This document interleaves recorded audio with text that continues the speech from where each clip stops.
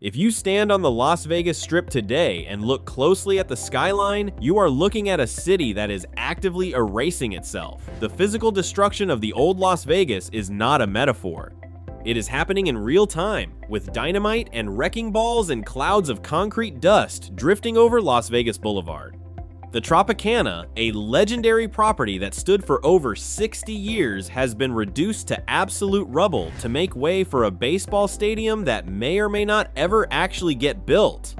The Mirage, the property that Steve Wynn used to invent the modern mega resort era, has been gutted, its iconic volcano bulldozed into memory so that Hard Rock can build a giant glass guitar in its place.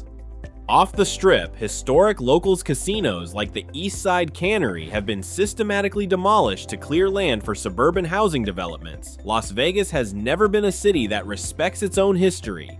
It is a city that buries its history the moment the math stops working, but the demolitions we have seen over the last 24 months are different from the implosions of the 1990s. When the dunes or the sands or the Desert Inn came down, they came down because someone had $1 billion and a vision to build something bigger, better, and more luxurious in their place. They died so that the Bellagio and the Venetian could live. The next wave of demolitions is not going to be about making way for the future. The next wave of demolitions is going to be about putting failing, decaying, mathematically doomed buildings out of their misery.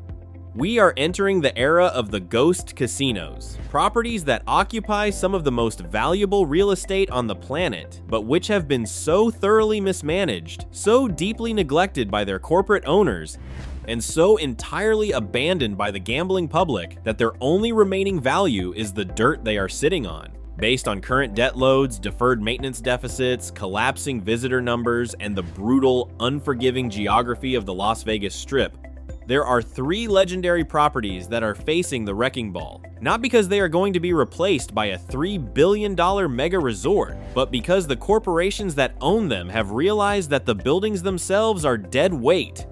If you have memories tied to these buildings, if you hold loyalty status with the companies that operate them, or if you are looking online right now at a cheap room rate and thinking about booking a vacation at one of them, this is your warning. Their days are numbered.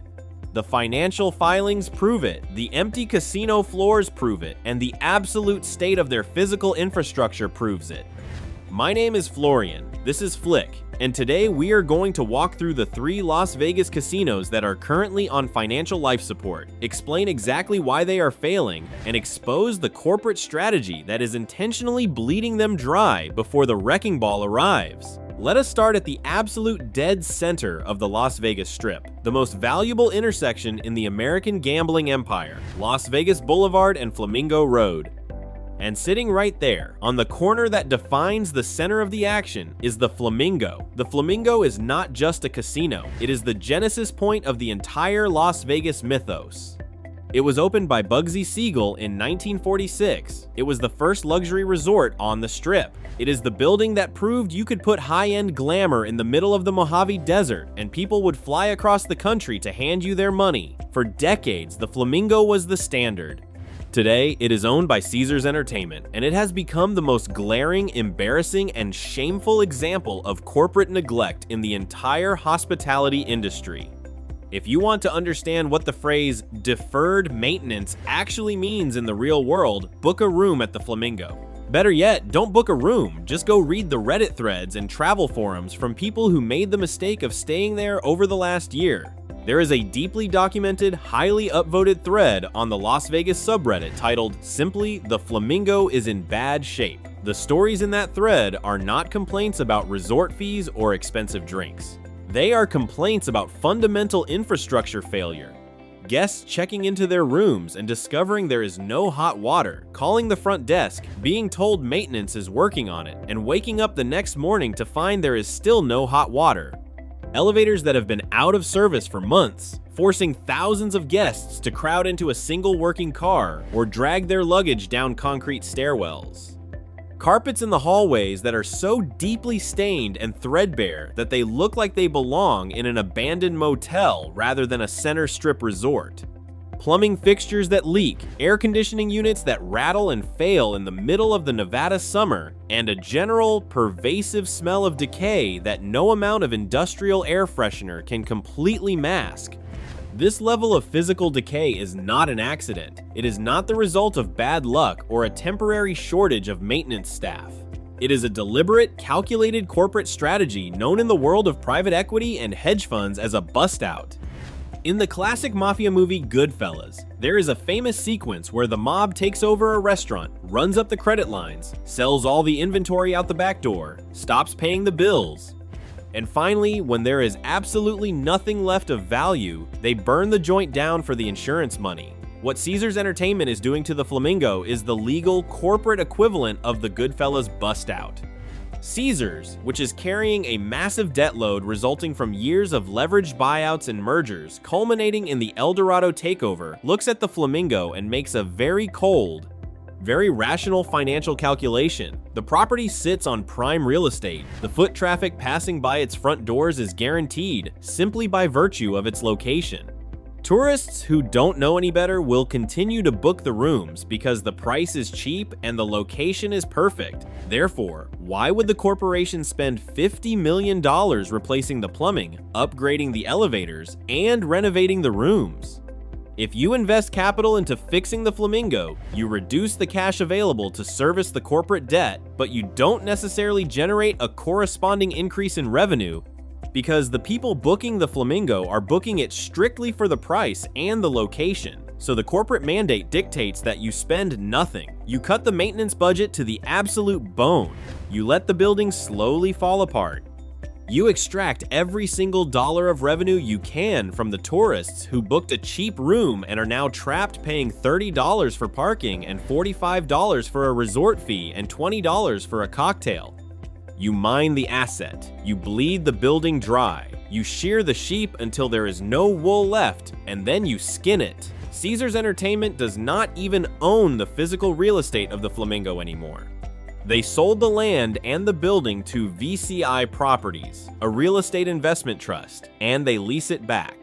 When you are just a tenant in a decaying building and your corporate strategy is focused entirely on debt service and short-term margin, you do exactly what is happening right now. You let it rot, but you can only run a bust-out for so long before the structural integrity of the asset completely collapses. The Flamingo is reaching the terminal stage of that timeline. The negative word of mouth has reached critical mass. The online reviews are devastating. The travel agents are steering clients away. The loyal Caesars Rewards players refuse to stay there, opting for Caesars Palace or Paris or Planet Hollywood instead. The building is rapidly approaching a state where the cost of remediation will exceed the value of the structure itself. When a casino reaches that point, the corporate owners have only one logical move left. They will shut the doors, lay off the staff, fence off the property, and tear the historic Flamingo down to the dirt. They will clear the lot and either sell the prime center strip acreage to a developer who wants to build something new, or they will partner to build a sterile, modern retail and hotel complex that has absolutely none of the soul of the original property. The Flamingo is dead. It is a zombie casino walking on borrowed time, and the wrecking ball is the only honest outcome left for it. Now, let us leave the center of the action and move to the exact opposite end of the spectrum. The second property facing the wrecking ball is sitting in what has become the absolute death zone of the Las Vegas tourist corridor. We are going to the North Strip to look at the Sahara. The story of the Sahara is a tragedy of geography, branding, and the delusion that you can fix a terrible location with a fresh coat of paint. To understand why the Sahara is doomed, you have to understand the physical reality of the Las Vegas Strip. The Strip is not a cohesive, easily walkable neighborhood. It is a massive, sprawling, sun-baked concrete highway. The gravitational center of the Strip is the intersection of Flamingo and Las Vegas Boulevard, where Caesars Palace, the Bellagio, and Bally's sit. As you walk north from that center, the energy begins to thin out. By the time you pass the Wynn and Encore, the pedestrian traffic drops off a cliff, and then you encounter the Void, a massive, unforgiving stretch of empty lots, stalled construction projects, and chain link fences. If you survive the walk through the void, you eventually arrive at the Sahara. The Sahara has history. Like the Flamingo, it was one of the original Rat Pack hangouts. It was iconic. But history does not pay the utility bills. In 2011, the original Sahara closed its doors because the building was obsolete and the location was dying.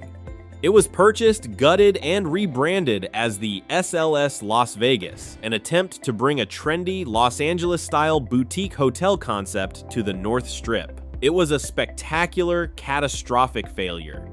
The people who wanted a trendy boutique experience wanted it in the center of the action, not isolated on the northern edge of the city. The SLS bled money at a terrifying rate. It was eventually sold again, and the new owners, recognizing that the SLS brand was toxic, decided to change the name back to the Sahara, hoping that the nostalgia of the original brand would bring back the customers. It didn't work. Changing the name on the building does not change the physical location of the building. The Sahara suffers from a terminal condition known in real estate as location insolvency. A casino in Las Vegas survives on a combination of destination traffic and incidental foot traffic. Destination traffic consists of people who specifically chose to stay at your hotel. Incidental foot traffic consists of people staying somewhere else who wander into your casino because they are walking by. The Sahara has zero incidental foot traffic. Nobody accidentally wanders into the Sahara. You have to make a deliberate, concerted effort to go there. And what is the incentive to make that effort? The property itself is nice enough inside. They spent money renovating the rooms and upgrading the casino floor. The restaurants are actually quite good. But nice enough is not a compelling value proposition in a city that features the Bellagio, the Venetian, and the Cosmopolitan. For a few years, the owners of the Sahara held on to a desperate hope. They believed that the North Strip was going to experience a massive renaissance. Resorts World was being built just down the street.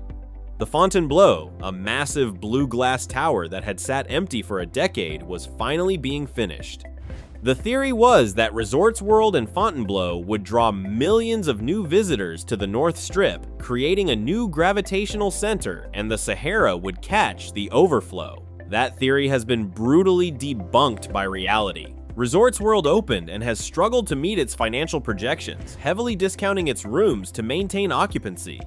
The Fontainebleau finally opened in late 2023, and while it is a gorgeous property, it is fighting a massive uphill battle to pull high-end players away from the Wynn and Aria. Instead of creating a rising tide that lifted the Sahara, Resorts World and Fontainebleau actually made the Sahara's situation worse. They didn't bring new foot traffic to the neighborhood, they just cannibalized the small amount of destination traffic that was willing to travel to the North Strip in the first place. If you are a tourist willing to stay on the North Strip, are you going to book the Sahara, or are you going to book the brand new multi-billion-dollar Fontainebleau right across the street? The Sahara is now the third best option in the worst neighborhood on the Strip. You can walk through the Sahara's casino floor on a Tuesday afternoon and hear a pin drop. The table minimums are low, the dealers are standing with their arms crossed, and the slot machines are flashing to an empty room. The property is running aggressive promotions, desperately trying to buy foot traffic with status matches and cheap food, but promotions cannot override geography. The Sahara is a stranded asset. The owners have poured hundreds of millions of dollars into renovations, but they cannot renovate the street outside. Eventually, the carrying costs of operating a massive empty casino resort will exceed the patience of the capital partners. When that happens, the Sahara will not be sold to another operator who wants to try a fourth rebrand. It will be sold to a developer who will tear it down, clear the acreage, and hold the land until the North Strip actually figures out what it wants to be. The Sahara died in 2011. Everything since then has just been an incredibly expensive weekend at Bernie's. This brings us to the third property on our list. A property that is so uniquely flawed, so fundamentally broken in its basic business model, that it stands as a monument to the hubris of 1990s Las Vegas development. I am talking about the Strat, formerly known as the Stratosphere. If you look at the Las Vegas skyline, the Strat is impossible to miss. It is a 1,149-foot observation tower, the tallest freestanding observation tower in the United States, dominating the northern horizon. It was the brainchild of Bob Stupak, a flamboyant casino promoter who believed that if you built the tallest building in the city, people would naturally flock to it. He was half right, and being half right is what is currently killing the casino. The Strat suffers from a fatal economic condition that I call the bifurcated asset trap. The property consists of two distinct components, the tower and the casino hotel at the base of the tower. The tower is a genuine tourist attraction. People pay $30 for a ticket to ride the elevator to the observation deck. They pay extra to ride the terrifying thrill rides dangling off the edge of the roof. They go up, they take their photos for Instagram, they look at the view, and then they ride the elevator back down. The tower generates consistent, reliable revenue as an amusement park ride. But the casino at the base of the tower is a completely different story. The business model of the Stratosphere was built on the assumption that the people who came to ride the elevator would walk through the casino floor, sit down at the blackjack tables, play the slot machines, and eat in the restaurants. That assumption proved to be entirely false. The tourist who travels to the Strat to go to the observation deck is a spectacle seeker, not a gambler. They are typically families with children or budget-conscious tourists looking for a cheap afternoon activity. They arrive in an Uber, they walk directly to the ticket counter, they go up the tower, they come back down, they walk directly out the front doors, and they get back in an Uber to return to the center of the Strip. They do not stop to gamble. The casino floor of the Strat is completely disconnected from the economic engine of the tower. And who is gambling on the floor of the Strat? Almost nobody, because the Strat is located in the absolute worst physical location in the entire city of Las Vegas. It is situated north of the Sahara, completely cut off from the rest of the Strip, and south of downtown Las Vegas, completely cut off from the Fremont Street experience.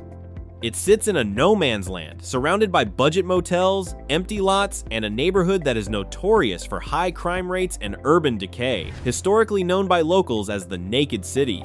You cannot walk from the Strat to any other casino safely or comfortably. You are trapped on an island. Golden Entertainment, the corporate entity that owns the Strat, has tried desperately to fix this. They dropped the word sphere from the name, rebranding it as simply the Strat, as if dropping a few syllables would magically transport the building 3 miles south. They spent tens of millions of dollars remodeling the casino floor, upgrading the restaurants, and modernizing the hotel rooms. They tried to position it as a value-oriented destination for younger travelers. But just like the Sahara, they ran headfirst into the brick wall of geography. You cannot overcome the neighborhood. If you are a high roller or a luxury traveler, you are not staying at the Strat because the surrounding area is depressing and dangerous. If you are a budget gambler looking for cheap tables and good value, you are not staying at the Strat because you can go to downtown Las Vegas or a locals casino like South Point and get better odds, better food, and a much safer, more walkable environment. The Strat has no natural constituency. It cannot attract the premium player, and it is losing the budget player to better alternatives. The hotel rooms are sold at rock-bottom prices just to maintain the illusion of occupancy, but cheap rooms attract a demographic that does not have the disposable income to sustain a massive casino floor. The property is functionally schizophrenic. It is a profitable observation tower chained to a massive bleeding anchor of a casino hotel. How does this end? It ends the only way a bifurcated asset can end when the anchor gets too heavy. Golden Entertainment will eventually realize that the capital required to keep the hotel and casino operational is cannibalizing the profits generated by the tower. The logical financial maneuver is to separate the two. You shut down the casino, you close the hotel tower. You demolish the sprawling, inefficient, money-losing base of the property, retaining only the central stock of the observation tower and a small, modernized entrance pavilion. You eliminate the massive labor costs, the utility costs, and the maintenance liabilities of a 2,000-room hotel that nobody wants to stay in, and you operate the tower simply as a standalone tourist attraction. The Strat as a casino resort is doomed. The wrecking ball will not take down the needle, but it will absolutely level the sprawling, empty casino floor that surrounds it. These three properties, the Flamingo, the Sahara, and the Strat, are not failing because of bad luck. They are failing because the modern Las Vegas economy is utterly ruthless, and it punishes structural weakness with absolute precision. The Flamingo is being destroyed from the inside out by a private equity bust-out strategy that prioritizes debt service over basic human hospitality. The Sahara is being suffocated by the geographic reality of the North Strip and the cannibalization of its market by newer, shinier neighbors. The Strat is collapsing under the weight of a fundamentally flawed business model that placed a casino in a neighborhood where no gambler actually wants to be. But there is a broader lesson here, a warning that extends far beyond the fate of these three specific buildings. The death of these casinos is a symptom of the disease that has infected the entire Las Vegas Strip. For decades, the implicit promise of Las Vegas was that the sheer volume of gambling revenue would subsidize everything else. The casino made so much money on the floor that they could afford to maintain the buildings, offer cheap food, comp the rooms, and treat the guest with a baseline level of respect. That model worked. It built the city. The corporate ownership structures that took over Las Vegas over the last 20 years, the hedge funds, the real estate investment trusts, the massive conglomerate holding companies, destroyed that model. They demanded that every single square foot of the property, every single department, every single amenity function as an independent profit center. The hotel room cannot be subsidized by the casino. It must generate its own maximum margin, hence the resort fee. The parking garage cannot be a convenience for the guest. It must be a monetized asset, hence the $30 daily charge. The restaurants cannot be loss leaders to keep players in the building. They must be leased to celebrity chefs who charge $70 for a steak. When you extract profit from every single interaction a guest has with your property, you fundamentally alter the psychology of the vacation. The guest no longer feels like a valued patron. They feel like a hostage in a hostile environment. They feel the friction of being nickel and dimed at every turn. And when that friction becomes too high, the guest simply stops coming. That is why tourism numbers have been declining. That is why the floors are empty. That is why the Canadian tourists told the mayor of Las Vegas they were not coming back. You cannot build an empire by disrespecting the people who built it, and you certainly cannot sustain an empire by treating your customers like walking ATMs. The Flamingo, the Sahara, and the Strat are the canaries in the coal mine. They are the weakest members of the herd, and so they are the first to fall to the predators of debt, geography, and consumer abandonment. But they will not be the last. If the corporate operators on the Las Vegas Strip continue to prioritize short-term margin extraction over long-term customer loyalty, the rot that has consumed the Flamingo will spread. The empty floors of the Sahara will become the standard across the boulevard. The desperate, promotional flailing of the Strat will be replicated by properties that currently think they are immune to the decline. If you are a consumer, if you are a gambler, if you are someone who enjoys casino entertainment, your responsibility is clear. Do not participate in the bust out. Do not book a room at a decaying property just because the nightly rate looks cheap on Expedia, because by the time they hit you with the resort fee and the parking fee, it will not be cheap, and you will be spending your vacation in a building with stained carpets and broken plumbing. Do not give your bankroll to a corporation that clearly despises you. There are alternatives. There are properties off the Strip, like South Point and Green Valley Ranch and Durango, that still operate on the old model, that still respect the player, that still offer fair odds and clean rooms and no resort fees. There are entire other cities, Reno, Biloxi, Laughlin, Atlantic City, that are actively competing for your business and offering the hospitality that Las Vegas abandoned. Vote with your wallet. Take your money to the places that still want it, that still earn it, and let the dying casinos on the Las Vegas Strip face the wrecking ball they have earned. The old Las Vegas is dead. It is time to stop paying for the funeral. My name is Florian. This is Flick. If you have a horror story about staying at the Flamingo, or if you have walked through the empty floors of the Sahara or the Strat, I want you to drop it in the comments below. The only way we expose this corporate negligence is by documenting it, sharing it, and refusing to accept it as normal. Hit the subscribe button if you are tired of the Vegas shakedown, because we are going to keep tracking the collapse, keep exposing the math, and keep pointing you to the places that actually deserve your action. I will see you in the next one, just not at the center of the Strip.